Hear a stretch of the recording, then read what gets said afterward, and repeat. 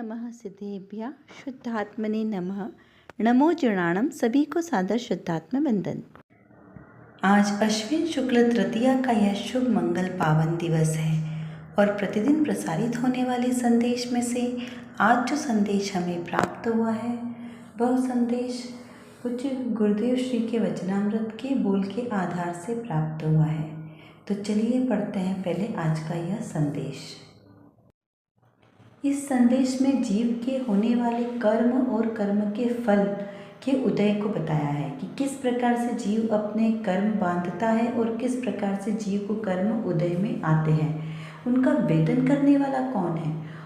क्या जीव इन कर्मों को मात्र जानता है, ज्ञाता है उसका, या फिर उसका वेदक है? इस प्रकार के विषय का चिंतन आज के हम इस संदेश के माध्यम से करते हैं। यहाँ पर लिखा है कि जीव जिस समय राग द्वेष के भाव करे उसी समय उसे उसके फल का आकुलता का वेदन आता है। इसीलिए कर्तापना और भोक्तापना दोनों एक साथ ही है। बाह्य फल कभी तो दीर्घ काल में और कभी अल्प काल में मिलता है, परंतु अंतरंग फल तो तुरंत ही उसी क्षण मिल जाता है। क्या कहना चाहते हैं इस संदेश में? इस संदेश में आचार्य देव यह बताते हैं कि जिस जीव को जिस समय राग द्वेष के भाव होते हैं उसी समय वह जीव कर्म का बंधन करता है और वह कर्म के फल को भोगता है। उदय उसके, क्योंकि उदय में आएंगे कर्म के फल। तो कैसे? देखो, जो जीव है वही कर्म का करता है और भोगता है, यानी कि जो जीव है उसी में ही कर्म का उदय है और उसी में ही कर्म का फल आएगा। अजीव में कर्म का फल नहीं है, अजीव कर्म के फल को भोगता नहीं है। क्यों? क्योंकि अजीव जानता देखता ही नहीं है। तो जानने देखने वाला कौन है? जीव द्रव्य। इसलिए जीव ही कर्म के करता है और कर्म का भोगता भी है। अगर द्रव्य दृष्टि से देखें तो जीव में कर्म ही नहीं है, कर्म का प्रवेश ही नहीं है, तो किसका कर्म का भोगेगा और किसका वो बंध करेगा? क्या कहा? यहाँ दो दृष्टि से विचार करना है, एक द्रव्य दृष्टि और दूसरी पर्याय दृष्टि। तो द्रव्य दृष्टि से जीव एकमात्र अपने ज्ञान स्वभाव का ही करता और भोगता है। क्या कहा? क्योंकि जीव में क्या है? ज्ञान ज्ञान ज्ञान ज्ञान भरा है। तो जीव में ज्ञान के अलावा और कुछ नहीं है, कर्म का प्रवेश नहीं है। तो जब कर्म है ही नहीं तो कर्म का भोक्ता कैसे कहें? तो यहाँ पर द्रव्य दृष्टि से समझना है ऐसा कि द्रव्य दृष्टि से जीव मात्र अपने ज्ञान स्वभाव का ही करता है। क्यों? क्योंकि जीव में क्या है? ज्ञान चेतना। ज्ञान चेतना के माध्यम से जीव मात्र अपने ही ज्ञान स्वभाव का कर्ता भोगता है। ये द्रव्य दृष्टि से। दूसरा पर्याय दृष्टि से विचार करें तो पर्याय दृष्टि से अभी कर्म का संयोग जीव के साथ होने से जीव में कर्म चेतना है। क्या कहा? जीव में कर्म चेतना है, कर्म चेतयिता। जीव कैसा है? अभी कर्म करता है, क्योंकि कर्म ज्ञानावर्णाधिक 8 कर्मों का बंधन है ना, तो उस अपेक्षा से जीव को कर्म का कर्ता बोला है। और भोक्ता, क्योंकि कर्म जीव करेगा तो उसका बंधन होगा, बंध होगा तो वो उदय में भी आएंगे, यानी कर्म का फल उदय में भी आएगा। कर्म का फल कहें या उसका उदय में आने का बोले, कर्म का फल ही का अर्थ हुआ कि कर्म का उदय आना। तो इस प्रकार जो कर्म का फल है उसको भी कौन भोगता है? जीव। क्योंकि देखिए, अगर हमने पूर्व में असाता कर्म का बंध किया तो जब उदय में आएगा तो उसको कौन भोगेगा? असाता कर्म को जीव ही तो भोगेगा ना। कोई अजीव में तो असाता का कर्म का उदय नहीं आएगा। इस प्रकार से यहाँ पे जीव ही कर्म का कर्ता भी है और भोक्ता भी है, और जीव ही मात्र ज्ञाता भी है। दो दृष्टियों को भिन्न भिन्न तरीके से इसको हमें यहाँ पे समझना है। यहाँ पर बोला कि जो जीव है वो राग द्वेष के भाव करते हैं तो उसी समय उसका फल यानी आकुलता का वेदन आता है। तो यहाँ पर दूसरा प्रश्न ये उठता है कि जो जीव जिस समय कर्म कर रहा है तो क्या उसी समय उसको उदय में आता है या कभी और आता है?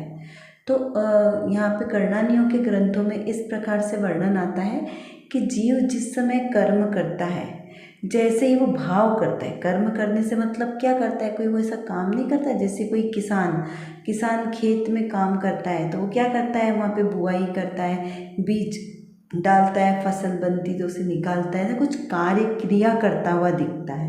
तो ऐसा ही कोई जीव भी ऐसा कुछ क्रिया करता हुआ दिखता है क्या कर्म का? तो यहाँ पर यह आचार्य देव बताते हैं कि बाहर में क्रिया करना वह क्रिया नहीं है। जीव तो मात्र भाव करके भी कर्म का बंधन करता है। बाहर में तो आपको क्या दिख रहा है कि बस जीव जो है हाथ पे हाथ रखकर बैठकर एकमात्र अपना ध्यान करने बैठा है, तो बाहर से तो दिखाई देगा कि वो हाथ पे हाथ रख के बैठा है, कुछ कार्य नहीं कर रहा। लेकिन जो मन वचन काय की चंचलता चल रही है, मन के विकल्प चल रहे हैं, उससे जीव का कर्म बंधित होता है। तो उससे हमें सिद्ध क्या होता है कि जीव अपने भावों के अनुसार कर्म को बांधता है, भाव के परिणमन के अनुसार। तो जैसा भाव करेगा वैसा उसको कर्म का बंधन हो जाएगा, क्योंकि जैन शासन कैसा है, भाव प्रधान धर्म है। यहाँ पे किसी जीव को मारना, सताना, उसको दुख देना, उससे उसको हिंसा का बंध नहीं होता है। हिंसा का बंध कहाँ से हो जाता है? वो जो उसके अंदर परद्रव्य के प्रति ममत्व का भाव है, अच्छे पने का भाव है कि ये अच्छा, ये मेरा, ये बुरा, ये मेरा नहीं है। तो ये जो अच्छे और बुरे के जो भाव आ रहे हैं ना परद्रव्य के प्रति, बस वहीं से उसका बंध चालू हो जाता है, क्योंकि वो परद्रव्य के प्रति मोह राग द्वेष के भावों की जो उत्पत्ति हो रही है उसी को हिंसा कहा है। बहुत सूक्ष्म बात है। तो यहाँ पर जैन शासन तो इतने सूक्ष्म विषय को पकड़ने वाला है। तो वहाँ पर कहा कि जो जीव मन में राग द्वेष के भाव करता है ना, बस उसी का उसे फल वहाँ पर बंद हो जाता है। और वो बंद तुरंत उदय में नहीं आता कि अभी हमने भाव किया, शुभ भाव किया, शुभ भाव किए तो उसका फल हमें तुरंत मिल जाएगा, ऐसा नहीं होता है। क्यों? क्योंकि वो कर्मों की अपनी व्यवस्था है। जीव कर्म तो प्रति समय बांधता है, चारों समय। जैसे कोई लोहे का गोला, तप्त लोहे का गोला, गर्म लोहा पानी को कहाँ से आकर्षित करेगा? जल को चारों ओर से आकर्षित करेगा, है ना। तो उसी प्रकार ये जो मेरा जीव आत्मा है, ये कार्माण वर्गणाओं को, कर्म के परमाणुओं को चारों ओर से ग्रहण करता है प्रति समय, एक आध समय नहीं, कभी कभी प्रति समय चारों ओर से परमाणुओं को ग्रहण करना है। किसको? कर्म के परमाणुओं को। तो वो जो कर्म के परमाणु इकट्ठे हुए, जो ग्रहण किए, आत्मा के द्वारा ग्रहण हुए, उन कर्म के परमाणुओं को कुछ समय तक तो वो अपनी सत्ता में रखे रहते हैं, उदय में तुरंत नहीं आते। फिर जब उनकी टर्न आती है, क्योंकि उनकी अपनी व्यवस्था है कि इतने कर्म के परमाणु हो गए, तो फिर वो इतने समय बाद क्योंकि सबके परमाणु का उदय आने का काल भी निश्चित है, तो वो अपने अपने समय में उदय में आते हैं। तो जब जिसका समय होगा तब वो उदय में आएंगे। लेकिन यह फिक्स है कि तुरंत कोई से भी परमाणु उदय में नहीं आते कि अभी कर्म किए और अभी का भी उसको फल मिल जाए। ऐसा भी जरूरी नहीं है कि इस भाव में जो हमने कर्म किए उसका फल हमें इसी भाव में मिलेगा, है ना। क्योंकि कर्म किए तो हमने अभी है, लेकिन उसका फल आने की कब उसका टर्न आएगा वो उस पर डिपेंड करेगा। क्यों? क्योंकि मोहिनी कर्म के परमाणु 70 कोड़ा कोड़ी तक बनते हैं, ये उसका समय है। अधिकतम समय 70 कोड़ा कोड़ी तक का है, और मिनिमम तो अंतर्मुहूर्त वो जितना वो अपनी अपनी योग्यता के अनुसार उनका उदय और परिमाण है कि जैसे कर्मों की स्थिति होगी वैसे। अगर अब देखा जाए तो आश्रव कर्म का आना यानी आश्रव हुआ, तो ये जीव, प्रत्येक जीव को कब तक चलता है? 13वें गुणस्थान तक। मिथ्यात्व अवस्था से लेके 13वें गुणस्थान तक जीव को आश्रव है, लेकिन वहाँ पर बंध नहीं है। तो यहाँ पर कर्मों के आना वो कोई बड़ी बात नहीं है, वो तो अरहंत भगवान के भी कर्म उदय में आ रहे हैं। लेकिन ज़्यादा घातक कब है? जब वो कर्म बंधते हैं आत्मा के प्रदेशों के साथ। तो जब वो कर्म आत्मा प्रदेशों के साथ बंधते हैं तो वो दुख का कारण है। क्यों? क्योंकि बंधेंगे तो फिर उदय में आएंगे, उदय में आने के लिए जीव को बार बार जन्म मरण करना पड़ेगा। तो आए उससे हमें कोई, उसका भी मात्र जीव क्या है? ज्ञाता। जो कर्म आ रहे हैं, क्योंकि कर्माण वर्गणा तो आती रहेगी ना, तो कर्म आने का भी मात्र जीव ज्ञाता है, मात्र उनको जानने वाला है, उसका कर्ता या भोक्ता नहीं है। इस प्रकार से यहाँ पर समझना कि दीर्घकाल तक कर्म बंधे हैं तो वो अपने अपने समय में आके स्वयं ही निर्जरित हो जाएंगे। उसमें जीव कुछ भी नहीं कर सकता। यदि जीव सोचे कि मैं अपने इन कर्मों को जल्दी जल्दी खिरा दूँ, तो ये सब कुछ उसके हाथ की बात नहीं है, ये सहज क्रिया होगी। जीव तो मात्र अपने ज्ञान स्वभाव का ही करता है, और पुरुषार्थ करके वो क्या कर सकता है? एकमात्र अपने ज्ञान स्वभाव को जानने का ही कार्य कर सकता है, इसके अलावा और कोई कार्य नहीं कर सकता। तो जब जब जीव अपने आत्म स्वभाव में स्थिर रहेंगे तो सहज ही कर्मों की निर्जरा होगी और नए कर्म का बंधन नहीं होगा। ये सबसे उत्तम उपाय है कर्म के बंधन से बचने का। चलिए, अब यहाँ पर श्रोता ने प्रश्न किया है कि धर्मी साधक जीव राग का वेदक है या ज्ञाता है। क्या प्रश्न किया कि धर्मी साधक जीव राग का वेदन करता है, यानी राग के फल को भोगता है, या फिर राग को मात्र जानता है। तो यहाँ पर उसका समाधान करते हुए कहा कि साधक जीव का ज्ञान राग में जाता है।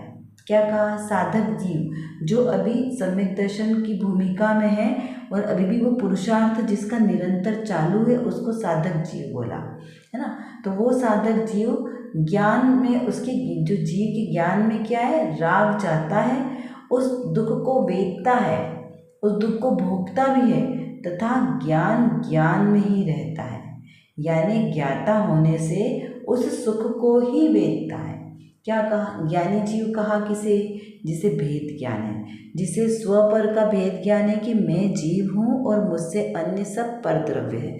तो जब जीव को ये ज्ञान है कि मैं जीव हूँ, तो उसे इतना भी ज्ञान है ना कि मैं तो मात्र ज्ञाता हूँ, मैं सुख दुख का भोगने वाला नहीं हूँ। सुख दुख ये सब परिणति कहाँ आ रही है? पर्याय में आ रही है। तो जीव तो त्रिकाल शुद्ध है। जीव के आत्मा में जो ज्ञान है उसमें ये सारे गेय झलक रहे, सुख और दुख सब झलक रहे। तो ज्ञानी जीव को ये दृढ़ निश्चयधान होता है कि ये सुख दुख का कर्ता मैं नहीं हूँ, मैं मात्र इनको जानने वाला हूँ। तो ये वेदन काय में आ रहा है? पर्याय में आ रहा है। ऐसा साधक जीव जानता है और वो मात्र उस सुख को ही भोगता है जो ज्ञान वाला सुख है, ज्ञान गुण की पर्याय का सुख। फिर से यहाँ पर एक श्रोता ने प्रश्न किया कि ज्ञानी दुख का ज्ञायक है या वेदक है। क्या प्रश्न किया कि जो ज्ञानी जीव है वो दुख का भी ज्ञायक है कि उसका भी वेदक है। तो उसका भी समाधान करते हुए यहाँ पर बोला कि सेम वही, चाहे वो उसको जीव अपने राग भाव को जाने, चाहे वो दुख को द्वेष भाव को जाने, चाहे वो मोह भाव को जाने, जीव कैसा है? मात्र हर परिस्थिति में, हर काल में मात्र ज्ञाता ही है, अपने ज्ञान स्वभाव को ही जानता है वो। तो यहाँ कहा कि ज्ञानी को दुख जानने में तो आता है और वेदन भी होता है। जैसे आनंद का वेदन है, उसी प्रकार जितना दुख है उतना दुख का भी वेदन है। क्या कहा यहाँ पर कि ज्ञानी जीव को दुख भी जानने में आता है, क्योंकि ज्ञानी जीव कैसा है? जानने वाला है, ज्ञायक है, ज्ञाता है। तो उसको सुख भी वैसे ही जानने में आ रहा है जैसे दुख जानने में आ रहा है। तो जो ज्ञानी जीव है वो सुख को भी जान रहा है, दुख को भी जान रहा है। ज्ञानी जीव अच्छी वस्तु को भी जान रहा है, बुरी वस्तु को भी जान रहा है। ज्ञानी जीव अपने आत्मा को भी जान रहा है, आत्मिक गुणों को भी जान रहा है, और बाहर जो चीज़ें उसे दिखाई दे रही है या जो चीज़ें दिखाई नहीं दे रही है उनको भी जान रहा है। क्यों? क्योंकि आत्मा जीव कैसा है? मात्र जानने वाला है। यहाँ जानने की बात चल रही है, कुछ करने की बात नहीं चल रही है। तो जीव मात्र जानता है, सुख का हो चाहे दुख का हो, तो वो सुख का भी वेदन करता है और दुख का भी वेदन करता है। तो फिर जीव क्या नहीं करता? तो जीव यहाँ पे पर पदार्थों में कर्ता और भोक्ता बुद्धि जो है ना, मिथ्या बुद्धि, उसका करता नहीं है। क्या करता है जीव? जीव मात्र जानता है कि भाई ये परिणमन इसका ऐसा है, ऐसा का ऐसा हो रहा। जैसे हमारे घर में सबके यहाँ टेलीविज़न है, तो टेलीविज़न में क्या होते हैं? चलचित्र दिखाई देते हैं। प्रति समय वो नए चित्र बनते हैं। तो उससे टीवी को कुछ फ़र्क पड़ता है क्या? वो बाढ़ का सीन आया, तो बाढ़ का सीन आ रहा है अभी हिमाचल में इतनी बाढ़ आ रही है ना, नेपाल में इतने दंगे हो रहे हैं, वो सारे चित्र हमें टीवी में दिखाई दे रहे हैं। तो टीवी को कुछ फ़र्क पड़ रहा है क्या? वहाँ पर आग लगा दी गई है, तो क्या टीवी में आग लगी? टीवी का एक भी तार जला क्या? नहीं। पानी की बाढ़ आई तो बाढ़ में कोई हमारा टीवी का एक भी पार्ट कोई डूबा क्या? नहीं। क्यों? क्योंकि वो तो मात्र जानने वाला है, हमें दिखाने वाला है टीवी। उसके अंदर वो सारी चीज़ें नहीं हैं। जो चीज़ें बाहर घटित हो रही है मात्र वो उस टीवी में हमें दिखाई देती है, उसके अंदर उनका प्रवेश नहीं है। बिल्कुल इसी तरह मेरा जो आत्मा है, मेरा ज्ञान स्वभाव है, ये मात्र पर पदार्थों को मात्र जानने वाला है, उनका कर्ता या भोक्ता बिल्कुल भी नहीं है। मेरा आत्मा मात्र अपने ज्ञान स्वभाव को ही जानता है, अपने ज्ञान ज्ञान ज्ञान ज्ञान ज्ञान के आनंद का ही वेदन करता है, वो सुख या दुख का वेदन नहीं करता। क्योंकि आत्मा तो त्रिकाली शुद्ध ज्ञायक ही है, वो जानने वाला है। और वो कैसा है? सुख से परिपूर्ण है, सुख से लबरेज है, भरा हुआ है, लबालब भरा हुआ है। तो उसे किसी और सुख को भोगने की ज़रूरत नहीं है। हम सुख को कहाँ समझते हैं? हमने सुख की कल्पना इन 5 इंद्रिय के विषयों में की है।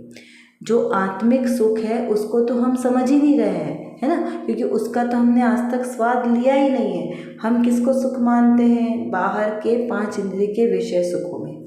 और ये 5 इंद्रियां मेरी है क्या? नहीं, ये 5 इंद्रियां भी मेरी नहीं है। तो फिर हमने सुख का वेदन किसका किया? ये 5 इंद्रियां ये शरीर के लक्षण है। इस शरीर के लक्षण के साथ मुझे कैसे सुख की प्राप्ति हो सकती है? नहीं हो सकती ना। हम क्योंकि भाई जिसका शरीर है उसको उस चीज़ की प्राप्ति होगी। अब इस शरीर की जो इंद्रियां हैं, बॉडी पार्ट्स हैं, बाहर की रचना, ये तो पुद्गल की वर्गणा है। तो पुद्गल से आत्मा का मेल कैसे? अरे हमारा पड़ोसी, हमारा मित्र है, उसने भोजन कर लिया तो क्या हमारा पेट भर जाएगा? नहीं भरेगा ना। क्योंकि भाई हम बोले नहीं नहीं ये मेरा बहुत अच्छा मित्र है, तो वो चाहे मेरा मित्र भोजन करे या मैं करे, एक ही बात है। तो मित्र ने भोजन किया तो मेरा पेट भर गया, ऐसा हो सकता है क्या? नहीं हो सकता। अरे भाई, अरे हमें अपने पेट भरने के लिए भोजन हमें खुद करना पड़ेगा, तो हमारी सुख की क्रिया हमें खुद ही करनी पड़ेगी। तो फिर शरीर की बात में हम ऐसे क्यों हो जाते हैं? लौकिक बातों में तो हम बड़े चतुर हो जाते हैं कि नहीं ऐसे कैसे हो सकता है, ऐसा नहीं हो सकता। तो आत्मा के बारे में हम क्यों मिथ्या बुद्धि करते हैं? क्योंकि हमने अनादिकाल से इस शरीर को ही अपना माना है। हमने कभी ये अनुभव ही नहीं किया कि ये शरीर मेरा नहीं है। क्या किया हमने?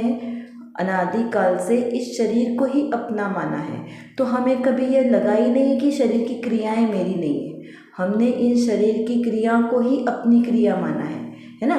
शरीर को भूख लगी तो हमने कहा हमें भूख लगी, शरीर को नींद आई तो हमने कहा कि हमें नींद आ रही है, क्योंकि बॉडी थक रही है ना, उसे आराम की ज़रूरत है तो वो सो जाता है। तो हम क्या समझते हैं कि हमने ये कार्य किया। हमने अनादिकाल से यही तो हमने भूल की है कि इस शरीर की क्रियाओं को हमने अपनी क्रिया माना। शरीर को दुख हुआ तो हमने कहा हमें दुख हुआ, शरीर को गर्मी लगी तो हमने क्या कहा कि हमें गर्मी लग रही है, शरीर को ठंडी लग रही है तो हमें ठंडी लग रही है। अरे इस शरीर को ठंडी लग रही है, मेरे आत्मा को ठंडी लगती है क्या? मेरे आत्मा को ना तो ठंडी लगती है ना गर्मी लगती है, ना उसे किसी के अपशब्द बोलने से दुख होता है, ना ही किसी की प्रशंसा करने से मेरा आत्मा प्रसन्न होता है। क्यों? क्योंकि मेरा आत्मा अदृश्य है ना, मेरा आत्मा दिखाई नहीं देता, अतीन्द्रिय स्वभाव वाला है मेरा आत्मा। तो मेरा आत्मा में स्पर्श रस गंध वर्ण आदि गुण नहीं है, ये पुद्गल के गुण है। मेरे आत्मा में एकमात्र ज्ञान ज्ञान ज्ञान वाला गुण है। तो मेरा आत्मा मात्र जानने का काम करता है। मेरे आत्मा में जो अनंत शक्तियाँ हैं ना, उसका वेदन करने वाला मेरा आत्मा है। ये शरीर की क्रियाओं से, जड़ की क्रियाओं से मेरे आत्मा का रंच मात्र भी लेना देना नहीं है ना। तो इसलिए मेरा आत्मा है वो इन सब पर पदार्थों को मात्र जानता है। तो अब यहाँ पर ये प्रश्न उठता है कि अगर मेरा आत्मा जानता है तो फिर हम ये संसार में क्या कर रहे हैं? तो फिर अब हम कुछ करें नहीं क्या? क्योंकि हमने क्या अनुभव कर लिया, श्रद्धा कर लिया है कि मेरा आत्मा कुछ करता नहीं है, तब हमारे पास कुछ काम नहीं बचा। तो हमें करना क्या है फिर? हम जैसे चाहे वैसा कर सकते हैं क्रिया। तो यहाँ पर आचार्य देव कहते हैं कि यहाँ पे स्वच्छंदता ग्रहण नहीं करना। मेरा आत्मा द्रव्य स्वभाव से ऐसा ही है, ऐसा हमें दृढ़ श्रद्धान करना है। तो दृढ़ सिद्धांत करना है पर पदार्थों का कर्ता स्वयं को नहीं मानना। तो जब हम पर पदार्थों का कर्ता स्वयं को नहीं मानेंगे तो हमारी पर द्रव्यों के प्रति जो आसक्ति है ना, इतनी गहरी अनादिकाल की, वो आसक्ति टूट जाएगी। और जब आसक्ति टूट जाएगी तो मेरा आत्मा क्या करेगा, अपने आत्म स्वभाव को जानेगा, पहचानेगा, उसमें लीनता करेगा। तो वो उसका सम्यक पुरुषार्थ हुआ, क्योंकि जीव को पुरुषार्थ तो करना है ना। पग पग में पर्याय पर्याय में पुरुषार्थ ही आवश्यक है। माता जी का बहुत अच्छा बोल है कि जिस प्रकार संसार में कदम कदम पर पैसे की आवश्यकता है, उसी प्रकार संसार में पग पग पर अर्थात पर्याय पर्याय में पुरुषार्थ ही आवश्यक है। रुचि से लेकर ठेठ केवल ज्ञान तक पुरुषार्थ ही पुरुषार्थ आवश्यक है। पुरुषार्थ के बिना जीवन की एक भी घड़ी नहीं पूरी हो सकती, क्योंकि पुरुषार्थ नहीं करेगा तो जीव तो जड़ बन जाएगा। जीव का स्वभाव ही पुरुषार्थ करना है। लेकिन पुरुषार्थ कैसा, एकमात्र वो जानने वाली क्रिया, मात्र जानना कि मेरा जो स्वभाव है, मेरा आत्मा, वो अपने आत्म स्वभाव में स्थिर रहे, ये पुरुषार्थ करना है ना। ऐसा नहीं कहना कि कोई कहते कि अरे वो निश्चय वाले तो पुरुषार्थ को उड़ाई देते हैं, वो तो कहते हैं कि पुरुषार्थ मत करो, सब क्रमबद्ध में निश्चित है, जो होना होगा वो निश्चित है, केवल ज्ञानी भगवान की जो ज्ञान में आया है वही होगा। तो वो तो बात बिल्कुल सही है, त्रिकाल सत्य है, क्रमबद्ध पर्याय है और है, हमेशा रहेगी। लेकिन इसका ये अर्थ नहीं कि हमें पुरुषार्थ नहीं करना है। पुरुषार्थ तो प्रत्येक समय आवश्यक है। कौन सा, ज्ञान में ज्ञान को प्रतिष्ठित करने का पुरुषार्थ, इतना ही पुरुषार्थ करने योग्य है। चलिए अब कुछ प्रश्नों के माध्यम से हम थोड़ा सा चिंतन धारा को बढ़ाएंगे। हम जो कर्म करते हैं उसका फल कितने समय में मिलता है, इसका विचार करें। कर्म चेतना, कर्म फल चेतना और ज्ञान चेतना क्या है, इसका विचार कीजिए। हम अपने सुख दुख के कर्ता हैं या ज्ञाता हैं, इसका चिंतन करें। यदि हम ज्ञाता हैं तो फिर कर्म का कर्ता कौन है, कर्म का भोक्ता कौन है, इसका विचार करें। विचार कीजिए कि कर्म किस प्रकार से बनते हैं, जीव कैसे परिणाम करता है तो उसका उसे बंध होता है। देखिए, हम अपने स्वभाव के विपरीत भाव करेंगे ना तो वो सारे कर्म का बंधन होगा। और कर्म का बंधन अगर एक बार हो गया तो वो उदय में आए बिना रहेगा नहीं। फिर वो चाहे जिनेंद्र हो, धर्मेंद्र हो, देवेंद्र हो, कोई भी हो, ऊंचे से ऊंचे पद वाली हो, सबको अपने कर्म का फल भोगना पड़ता है। हमने प्रथमानी योग में पढ़ी है ना कहानियाँ। आदिनाथ भगवान ने एक छोटा सा कार्य के उसमें क्रिया की और जो जानवर थे उनका मुंह पट्टी बंधवाई थी और खुलना भूल गए, तो उस कर्म का उदय आया ना उनको। तो कैसा हुआ, 6 महीने तक उन्हें आहार दान नहीं मिला, अंतराय बंधा। रानी चिलना ने, अंजना सती ने, चंदना सती ने, सीता सती ने, सबके पूर्व भाव देखें तो सबके कर्म के उदय के फल उनको भोगना पड़ा। चाहे वो कितने बड़े राजा की रानी हो, चाहे चक्रवर्ती की पटरानी हो, चाहे कोई भी हो, कर्म का उदय किसी को भी नहीं छोड़ता। चाहे वो उसी भाव से मोक्ष जाने वाले चरम शरीरी जीव हो, कर्म का उदय सबको ही भोगना पड़ता है। पार्श्वनाथ भगवान के ऊपर कमठ ने उपसर्ग किया ना, तो कर्म का फल तो सबको भोगना पड़ता है। वो हमारे आत्मा के परिणाम इतने विशुद्ध हैं, आत्मा की शक्ति इतनी तीव्र है कि कर्म उसका कुछ बिगाड़ नहीं सकते। पार्श्वनाथ भगवान के जीव पर कमठ ने इतना उपसर्ग किया, लेकिन भगवान को कुछ हुआ क्या, कुछ नहीं। क्यों? क्योंकि उनका पुण्य का वैभव उससे ज़्यादा तेज था। इस प्रकार का विचार करना है। कर विचार तो पाम, हम जितना विचार करेंगे उतना ही हमारा विषय क्लियर होगा, क्योंकि हमारे पास समय की कमी है और जानना बहुत ज़्यादा है। और किसको जानना है? अपने ही ज्ञायक स्वभाव को जानना है। तो जब तक हम अपने इस ज्ञायक स्वभाव को नहीं जानेंगे तब तक हमारा कोई भी कार्य सिद्ध नहीं हो सकता। तो एकमात्र जो मेरे अंदर, मतलब मेरे आत्म स्वभाव में जो ज्ञान नाम का विशेष गुण है, इस गुण को एकमात्र अपने ज्ञायक स्वभाव को जानने में लगाएं तो निर्विकल्प दशा की प्राप्ति होगी। और इस निर्विकल्प दशा के ही आश्रय से हमें शाश्वत सुख की प्राप्ति होगी। तो वो शाश्वत सुख हमें प्राप्त हो, इसीलिए पुरुषार्थ करना आवश्यक है। उसके लिए व्यवहार से तो सच्चे वीतरागी देवशास्त्र गुरु का आश्रय लेना योग्य है, और निश्चय नय से मेरी निज शुद्धात्मा का आश्रय लेना ही सर्वश्रेष्ठ उपाय है। अभी के लिए बस इतना ही। विशेष चर्चा हम आगे की कक्षाओं में करेंगे। तब तक हम अपने आत्मस्वरूप को जानें, पहचानें और उसी में लीन रहें। इसी विशेष मंगल भावना के साथ आप सभी को सादर जय जिनेंद्र।